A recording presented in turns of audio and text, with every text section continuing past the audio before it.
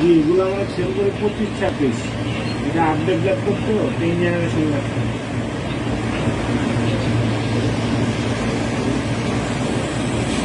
এটা হলো customer use, আমরা কালেক্ট করতে হবে ফ্রেশ প্রোডাক্ট। জি, এখন এটা বসের সাথে কথা বলতে হবে, সেরকম কত টাকা পড়তে দিতে হবে।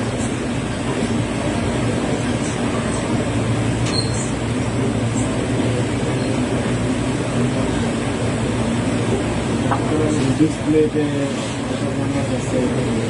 ঠিক আছে, লক ভাঙা, এখন 3-4 হাজার টাকা দাম বলবেন, দাম ছিল মন খারাপ হয়ে যাবে, বুঝছেন?